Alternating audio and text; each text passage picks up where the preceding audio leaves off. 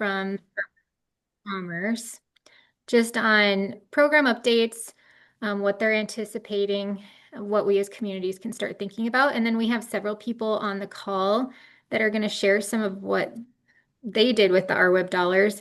But then I also want to just say, if others of you have past RWIP projects that you want to share about, that's the point of this call, is to just, exchange ideas, talk about what we did with the dollars, what worked.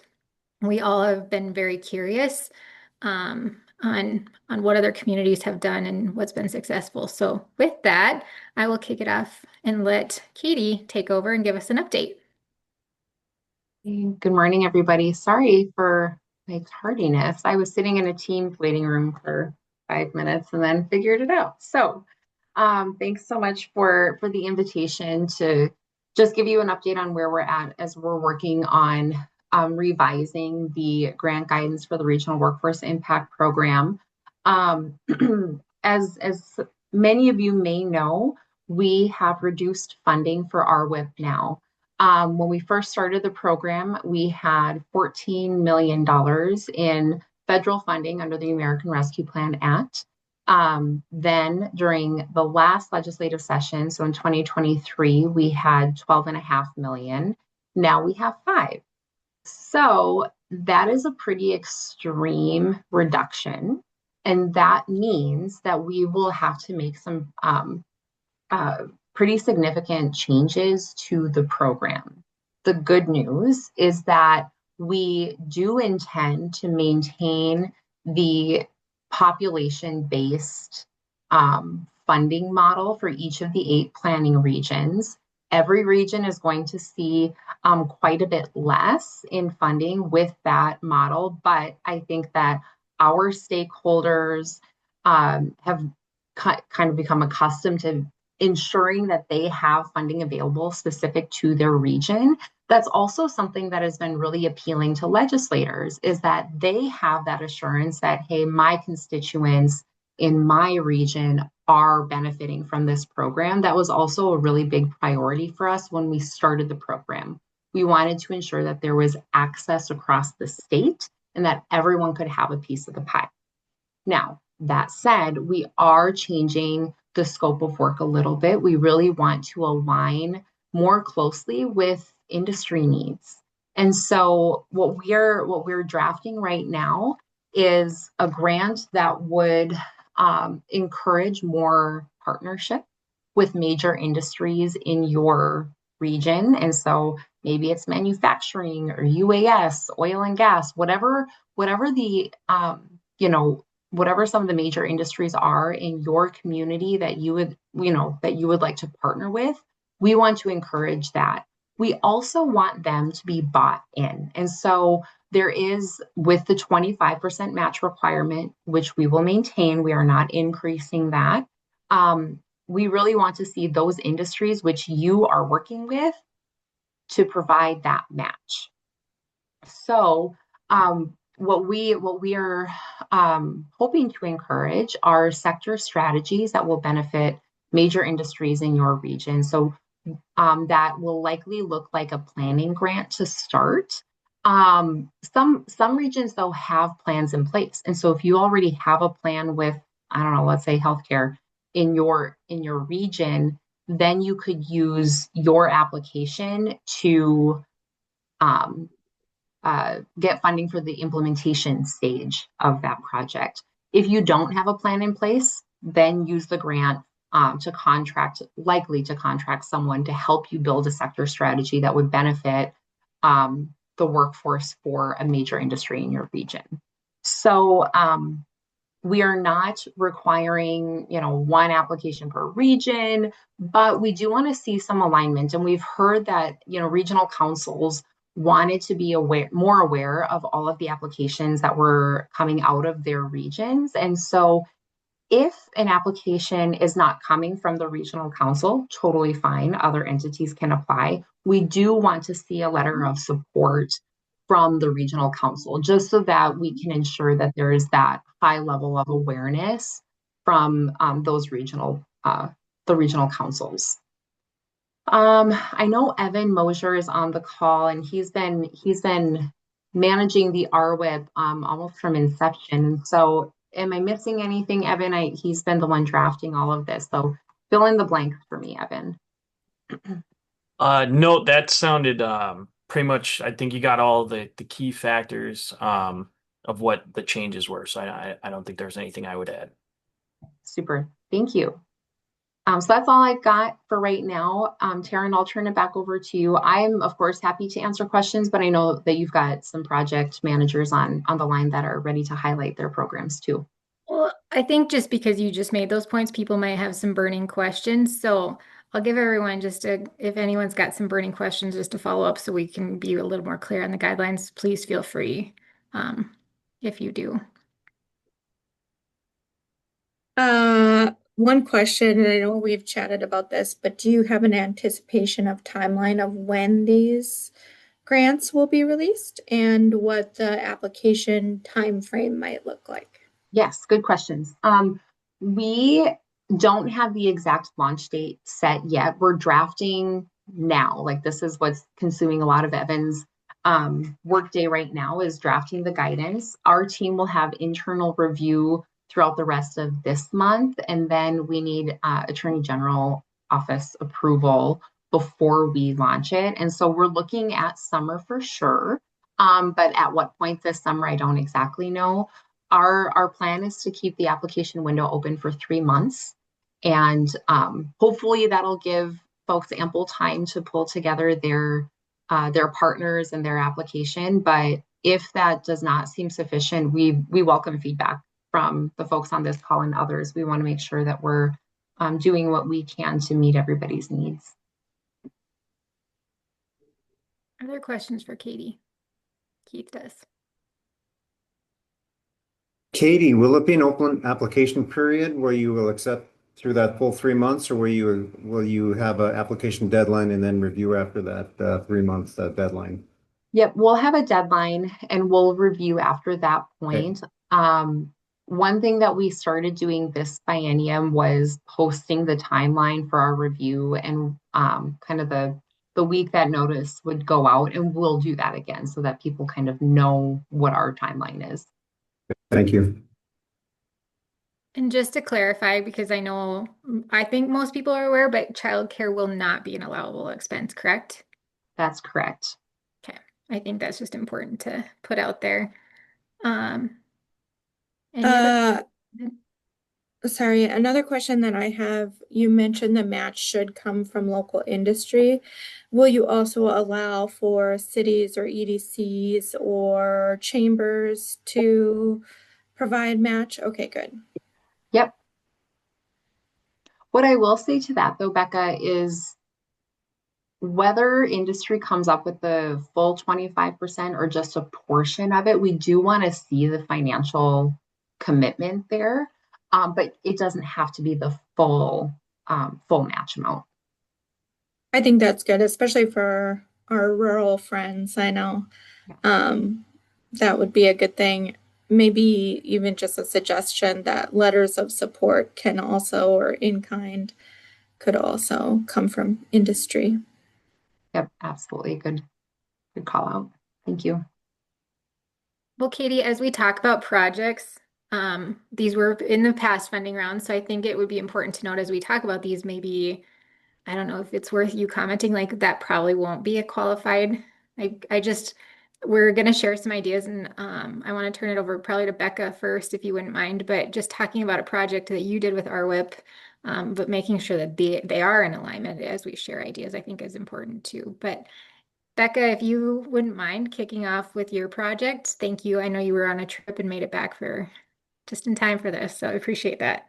Yes, I will preface my presentation by saying, yeah, I learned about this when I walked into the office at 8 a.m. this morning. So I just got back from You saved Ireland. me in a big way, so thanks. You're welcome, Keith.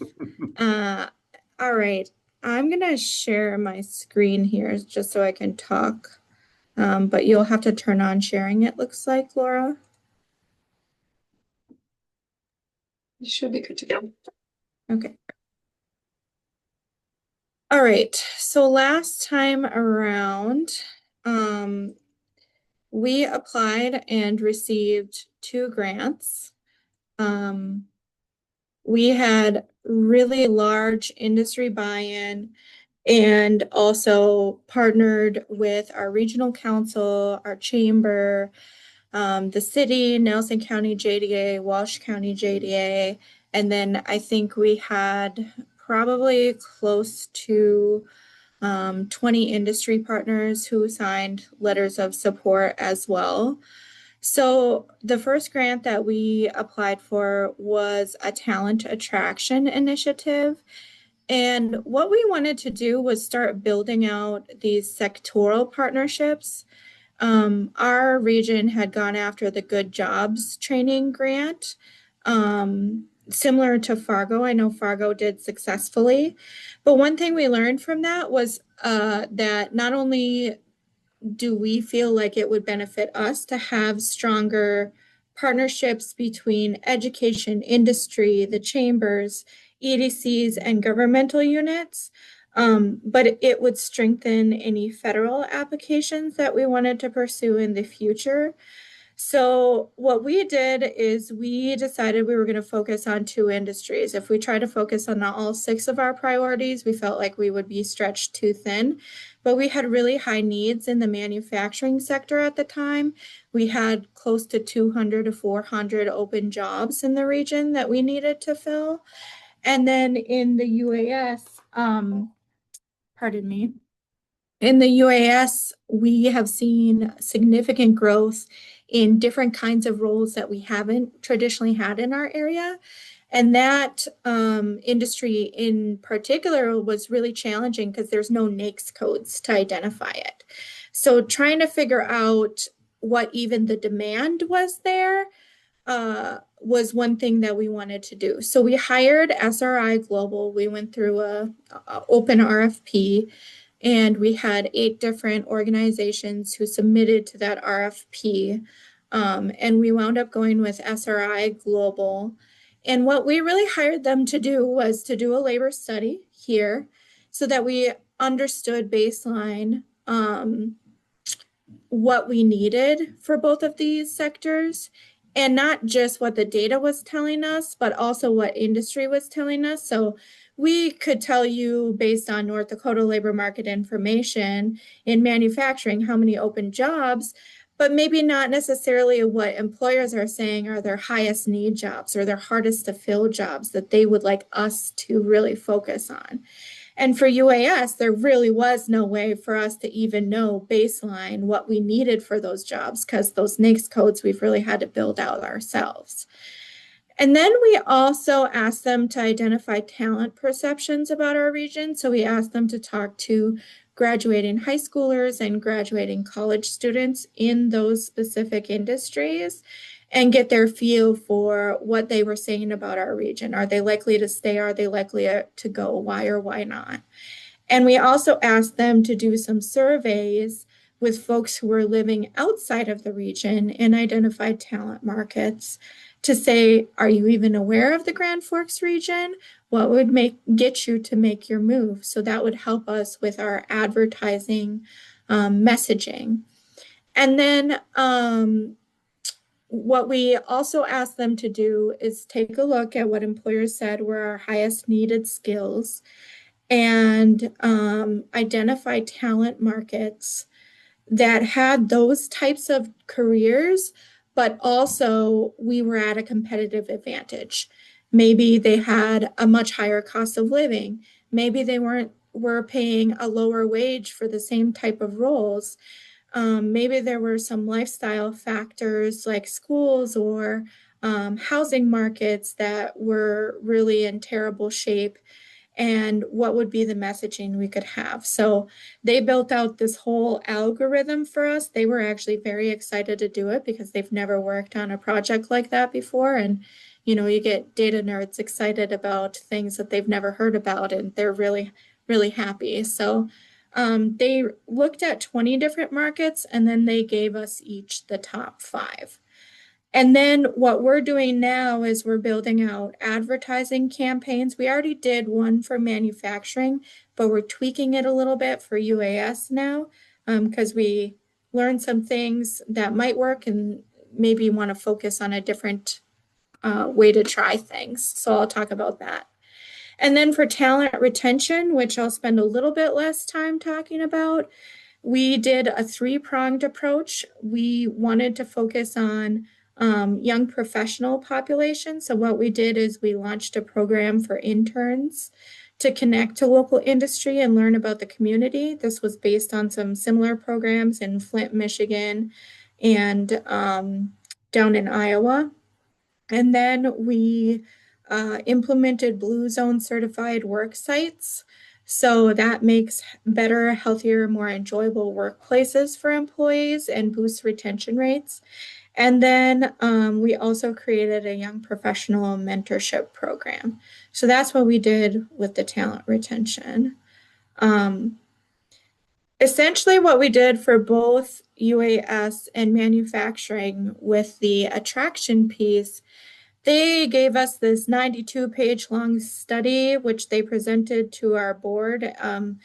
Really don't recommend presenting 92 pages to a board because, well, they get bored, I will say. So we synthesized it down to these 2 pages that we can hand out. And some of the things that we learned, we've grown 64% in our UAS sector over the last 5 years. Really the most common types of UAS roles they put down. And then we also have a whole list of roles that are high need, meaning they're hard to fill. And then what we did is they came up with a whole report of what we should be doing. And we talked to our sectoral partnership of those industry leaders, education providers, and we chose the things that we wanted to focus on for the next 1 year to 2 years, and some new things as well. So we're working to build out industry web pages, and I'll show you that in a little bit. We talked to some other communities who are using a job scraping tool. We didn't have one place where folks could find like all the open UAS roles or that employers could share. And Job Service is very, they're on board with this because we worked very closely with them too. While we're aggregating all of the UAS roles, we're also including links out to Job Service for traveling and trailing spouses. So I'll show you guys that. We're doing a webinar series with BBI and UAS Magazine to highlight some UAS roles and some key components of our ecosystem. And then we're also looking at doing UAS fly-in events. So this was something that came out. We did a pilot partnership with the state, and we were able to successfully have movers come from that, where we brought people who had never been to Grand Forks but were interested in roles here. We brought 7 individuals here. 2 of them have already made the move, 2 are actively still looking. And of the 2 who made the move, there's been a total of 4 movers, including family and spouses. So we have a UAS conference that happens every year, and we want to do a fly-in event where folks might get the trip paid for to come here, but then they have to do speed interviews with employers and community tours, and they have to have a high likelihood of moving here. So we're looking hopefully to trial that. And then also building out some more K-12 and college partnerships is on our agenda for this year. For example, our manufacturing employers, what we learned, weren't even aware that Northland had a forklift certification that they could come out and train on site for. So there's been a lot of that partnership building that's happened. And I think a lot of value just in having all the partners at the table talking together. It was really interesting to me when we first brought all our manufacturing leaders together. We have, I think, 15 or 16 plants, and they're all kind of on the same strip, many of them, but none of their plant managers had ever met each other. And so, you know, that was really good peer-to-peer advising that's happened from that. And then let's see, this is an example of some of the ad campaigns that we're going to start running on LinkedIn. What we're going to do for the UAS sector is target based on job title, based on level of experience, and based on specific companies. You know, there's a lot of these roles, UI, UX designers, high-level software engineers, flight test technicians, avionics techs that we haven't seen in our community before. So the only way to source those is from external markets. So we're going to do some of that. And then last thing that I'll kind of show you guys, can you see this careers in UAS page, or do I need to say, okay, good. This is based on Peoria, Illinois has a similar board. This is their careers board. And then this was a recommendation from SRI that we build it out based on industry instead of one big career conglomeration. So you can see that it tells a little bit about their sector, and then it has the individual companies that they're featuring. When you hit connect, it takes you to this form and it puts it in a database for folks. And then also when you hit view jobs, it's going to take you to this jobs board, which is very easy to use and read. You can click on the roles. You can explore by type of industry. It's very user friendly. And so we're going to be implementing that for all of our key sectors on our talent attraction website. The great thing about this is for us, we were going in and every week, this is what it looks like currently. Every week we had to manually update like all of these roles, which is very time intensive for us.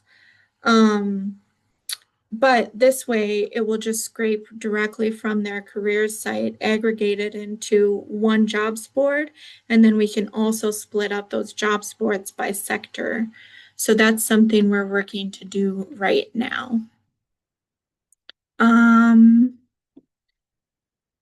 I will say we're doing this all in partnership. We couldn't do it alone. And I think that's really been the strong part for us is making sure that we have our chambers, our regional councils, our industries at the table as we're moving forward with things. So we're just not making up solutions to problems that they don't really have.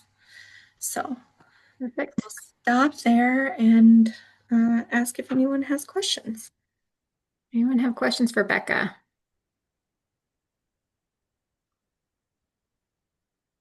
Okay, Katie, I actually have a question for you regarding what Becca said. So in my looking for people to talk about what they did with RWIP, a lot of people used it for talent attraction campaigns. That was one of the top, here we did it at the regional council. We did a talent attraction campaign too. We've seen a huge success from it. Actually, we are getting people who want to move to the area. So I've been really impressed with that. But will there be an allowance for that type of project? And will there be any allowance for continuation of projects that have already started? Because even visiting with, Brecca up in Minot, they did a talent attraction campaign, but having the funds to keep it going once you've got it built, I think is something we're all wondering about. So as always, well, always being the first two rounds of RWIP, both grant guidance from the 2022 version and the 2023 version did state that projects need to be sustainable. And so we're not going to allow for simple continuation of operating for existing programs. But if there are expansions planned, keeping in mind the industry specific pieces of this, we really want to see strong sector strategies, which is more in alignment with the Workforce Development Council and our federal charter to have sector strategies in place. There could be possibility there, but it's got to be expansion. and it's got to be aligned with specific industry needs. So what we don't want to see is this will benefit everybody. Obviously, talent attraction is benefiting everybody, but we're wanting to see a dedicated partnership with specific industries in your region. And so there might be those opportunities to take something that's already been established and expand it to have an industry focus.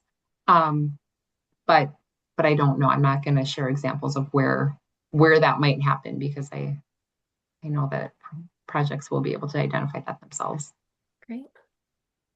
Aaron, can I ask Katie along that same line, is that required in the legislation, or is that commerce or workforce development policy that you don't fund the same program 2 years in a row or two rounds?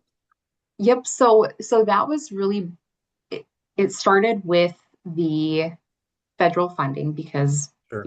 we couldn't guarantee funding, and ultimately we can't guarantee continued funding. And so we don't necessarily want to be the only funding source for these programs and projects, because I mean, another huge reduction in this program would eliminate the program completely. Yep. So that's why we do want to see we ask for sustainability in the application. So projects have already been thinking about how they would continue funding this project locally at the time of application.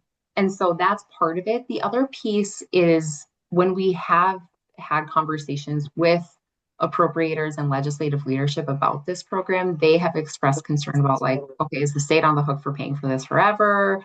Or Yep. what does this look like? And so we said that we require sustainability to be a part of the proposal. And so that helped to provide some assurance, especially early on when we were asking for a pretty large dollar amount, larger than we'd ever seen in the workforce development division at Commerce.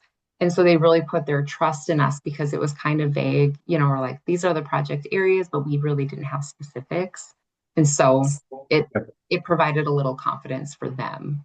No, I appreciate all of that. I think where Karen was going sometime, and Brecca too, in terms of her reference, sometimes you have such a short time to demonstrate that you have some buy-in, but not the full buy-in. So if there's any way, and this is my personal advocacy, not even of the EDC, but if there's a way to maybe do half or even 25% of it the next year, just to sort of be able to build that partnership and to build the results that can drive that, I think a lot of us would appreciate it, but I understand your position in the legislative, whether it's in the legislation or not, but their intentions. So I appreciate all of it, and I appreciate the partnership, and Evan's been great and allowing us some flexibility with a lot of what we've done. So we appreciate all of that. Thank you. Any other questions on that topic? Okay, if not, I'm going to jump to Shannon. She's going to talk about their mobile project. You're muted, Shannon.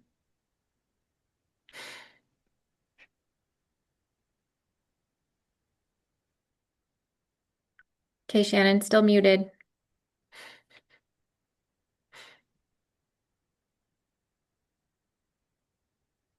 No, you're still muted.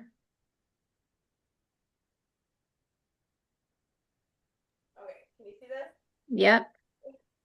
All right, so Sandy just asked me last night, so I put this together pretty quickly, but we did something a little bit different than talent attraction. We did kind of more of our grow your own, trying to get our students interested in careers in our area. So as a lot of you, we have a worker shortage. Region 3, we've seen decades of out-migration. And so we really saw the need to retain high school graduates, getting them interested in local opportunities. So what we came up with is this idea of this mobile career exploration classroom. It's a mobile classroom. It's a van that Vanna Vans down in Fargo put together with us, and it drives out to schools and reaches junior high and high school students. It brings career exploration directly to them, and it is staffed by a career coach who guides those career conversations. And she also goes out to meet with businesses to kind of see what they're looking at. So she's kind of a conduit to between the businesses and the students, trying to get them interested in careers that are available in our region. So it travels to schools and events in all 6 counties. We've got VR simulations to expose students to over 100 careers. We use Matt Chosey and CareerView XR for a lot of it, but we also wanted to create some more localized experiences. And so we did smaller virtual reality videos that aren't quite the full CareerView XR. But they were smaller, they were a little bit cheaper to produce, and we were able to do a lot of those locally. And those are loaded directly onto the headsets in the van. They're not necessarily part of that big CareerView XR, but they have access to both. It lets them explore jobs they may have not considered. It's been pretty fun to see. She even had one student tell her, "Wow, I didn't know you could make money doing something like this." So it's really gotten to show students things they might not have thought of. And she also talks about different apprenticeship programs, scholarship programs, and different things that can help pay for their college tuition. So just some quick numbers. This is as of March. She's had 38 direct business visits. The goal was 50. She's had 37 school visits. The goal was 42. And these goals are all for through the end of 2025. So she's still going to do some work for us this coming fall. Visited 10 different community events. The goal was 20. Engaged over 400 students, and there's been over 600 VR experiences viewed by those students. We did go about creating our match by raising sponsorships with local businesses. So we had 2 different levels, gold and silver. At gold, they got that custom 360 video of their business. They got their logo on the van and any marketing materials. And there's a featured video in the classroom library. Silver sponsor, $1,000 a year. They got shorter 360 video and stills. Their logo isn't visible on any online promotion, but both levels work to help support workforce development and help them recruit future employees.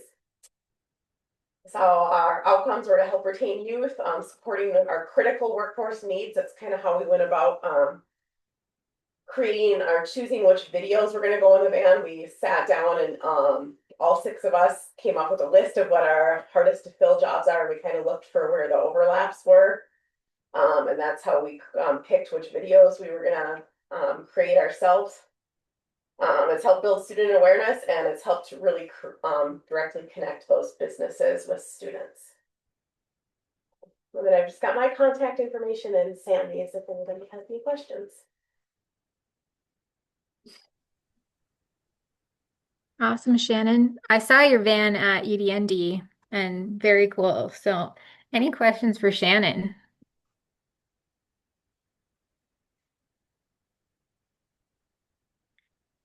None? Okay. Well, I guess I'd ask, does anyone have other ideas that they saw were really successful in their community? As I said, I called around a lot and ran a lot of talent attraction campaigns.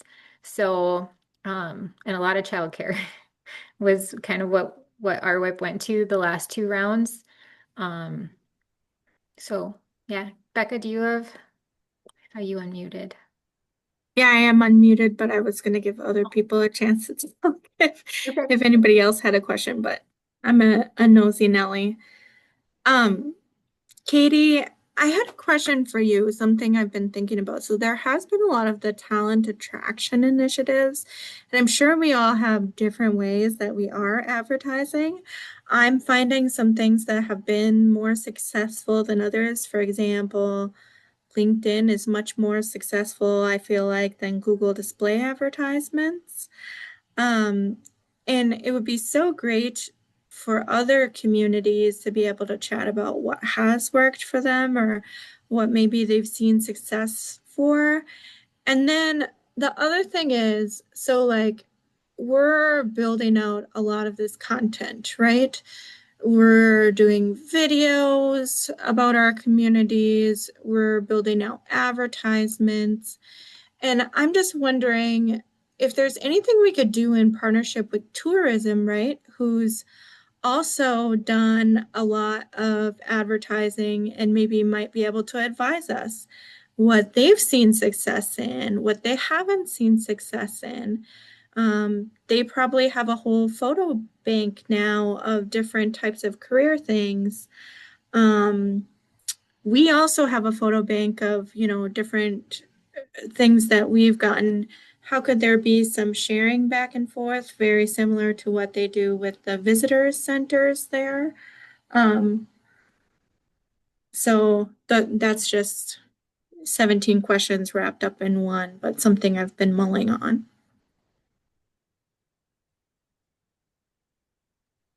You know, sure. So, um, you threw a lot at me, Becca.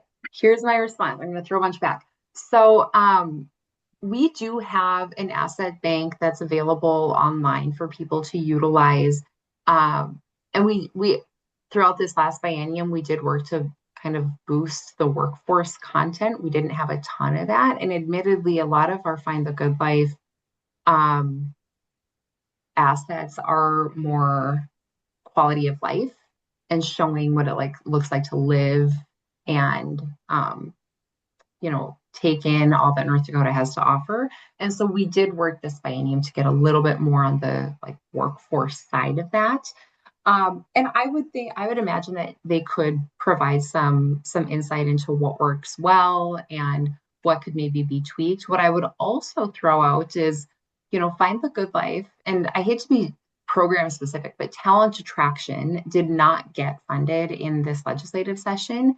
And so I think that creates an opportunity for us to go to all these RWIP funded talent attraction projects, say, hey, could you share assets with us that we can utilize as we are trying to, maximize scarce resources to continue working to attract talent to North Dakota. And so I can see more synergy that way too, if we're using region or community specific assets to help promote your communities on the broader statewide level. I think that can be mutually beneficial too.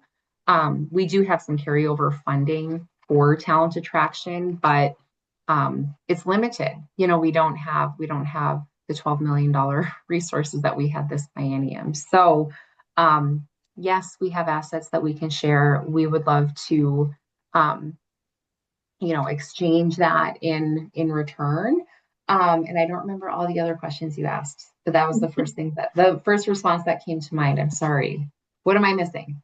The only thing I think is what's worked for other RWIP folks when it comes to talent attraction and what hasn't. Like, honestly, Google display advertising. I don't know though, for blue collar workforce, they don't live on LinkedIn, right? So maybe that's the only way to go about it, but maybe somebody else has found something that's more successful. Yeah. Well, I guess I'm interested in hearing from those RWIP projects too, if there are any on the call. That would share. I would say in our area, the video campaigns have been by and large the most successful. In Bowman County alone, we've had multiple reach outs of people interested in moving to the area, but I'd say at least 30 of them legit, which for us, that's impressive. I mean, when you get through all the ick, and I'm not gonna lie, when you put videos out there of North Dakota, people from other areas make comments that you have to ignore. But honestly, like direct follow-ups that we've had has been impressive. So we were very surprised. One thing that we're trying, we'll see if it works. We've got about 4 high school girls out making TikTok reels all over Southwest North Dakota. They're, showcasing what it's like to live here. We couldn't afford an influencer with the budget we had left. So we got really creative and gave them the tools to do it. And so I'm excited to see what that does. So we just tried to really think outside the box as far as who can we get to be our influencers, and really show what it's like to live here. And so that's been good. Our relocation guide isn't quite done for Southwest North Dakota, but I'm excited to see what that does too. So I wish my communications person was in. She's out filming actually as we speak, but she would have been able to talk a little more about what worked.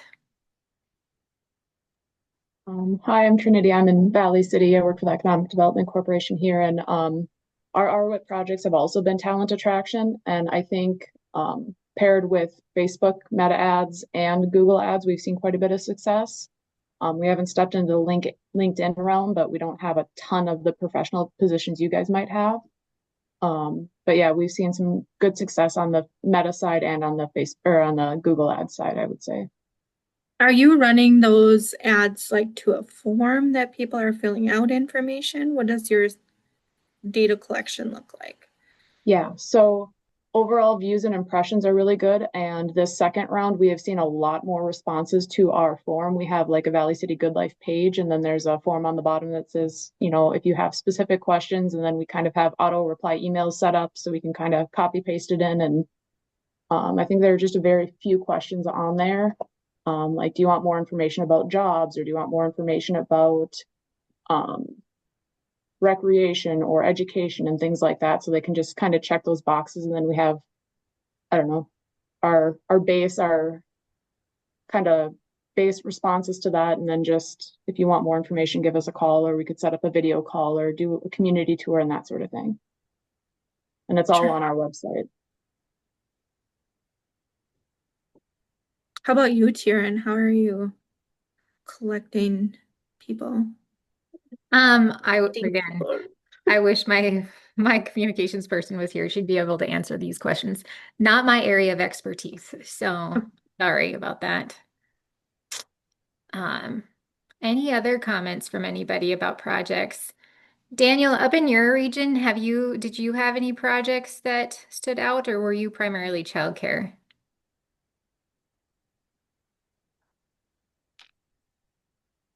Sorry to put you on the spot. Maybe he's not here right now. I do have a follow-up. Sorry, I don't want to interrupt Daniel.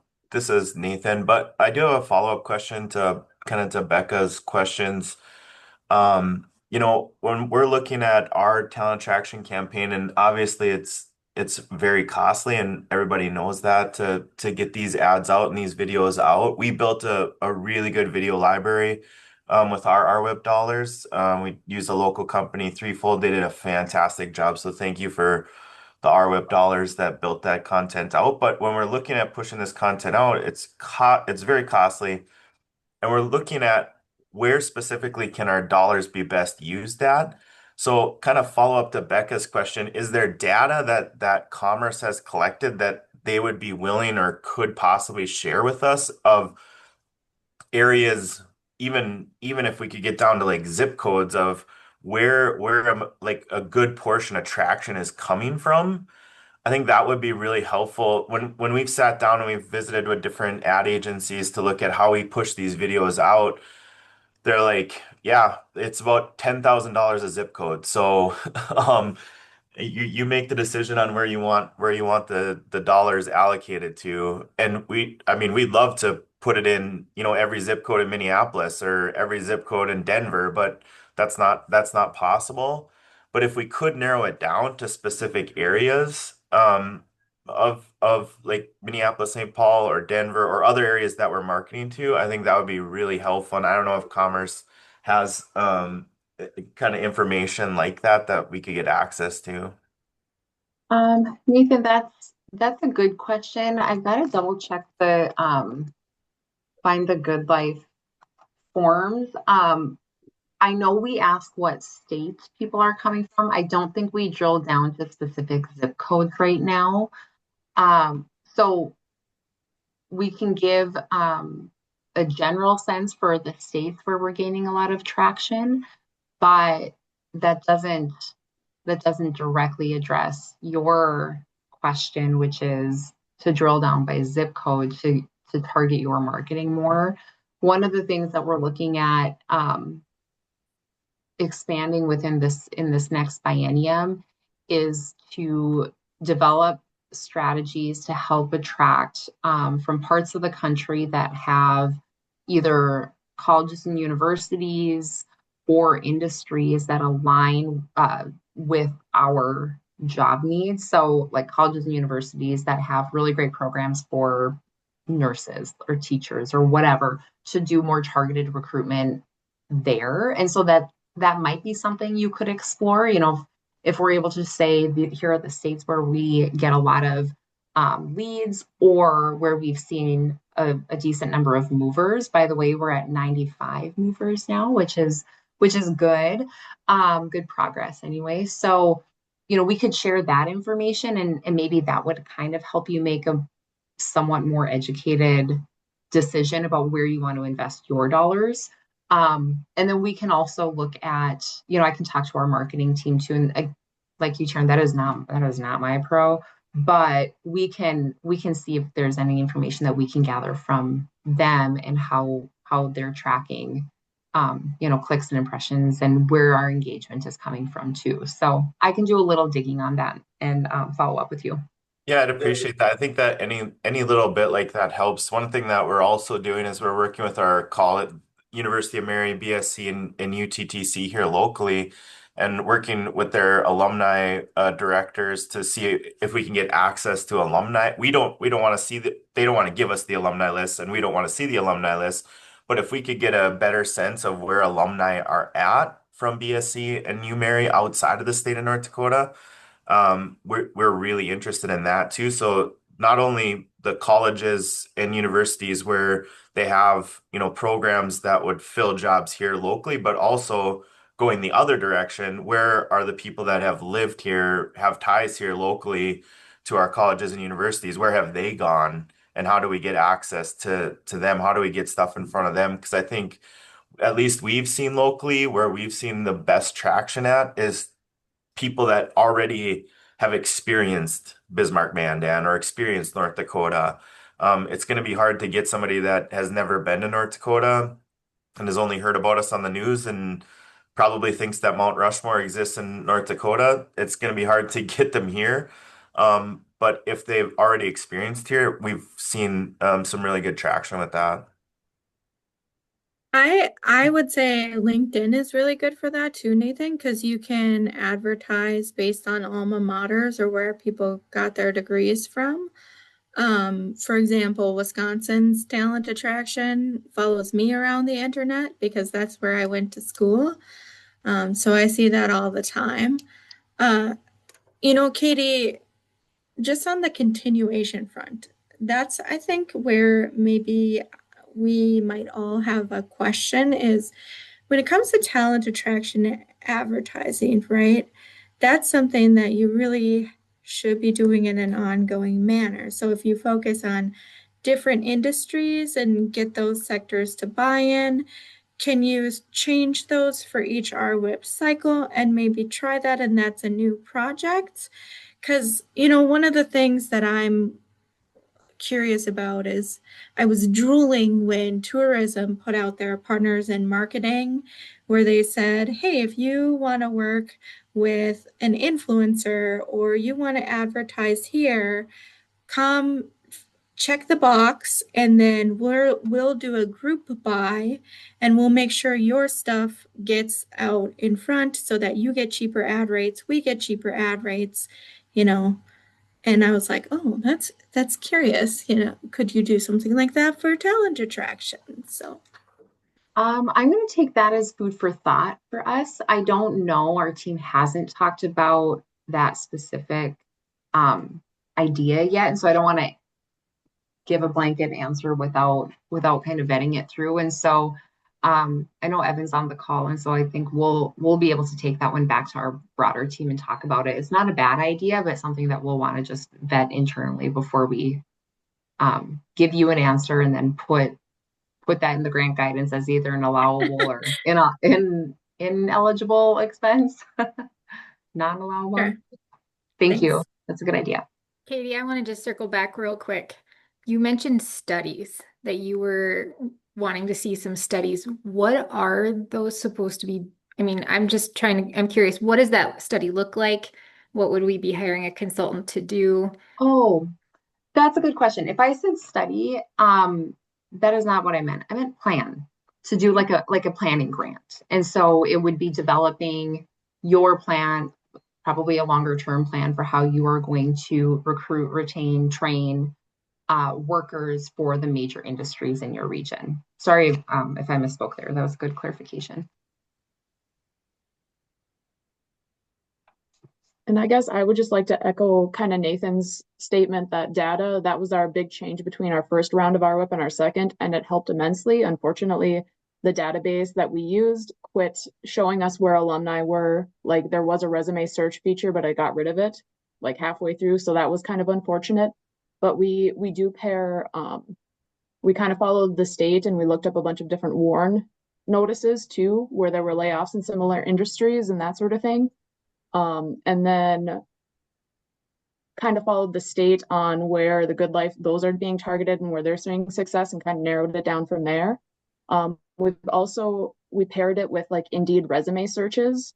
So depending on the location and our job openings, it gets filtered down to like people who are willing to relocate in these certain industries. And then we make direct contacts to those individuals in Indeed.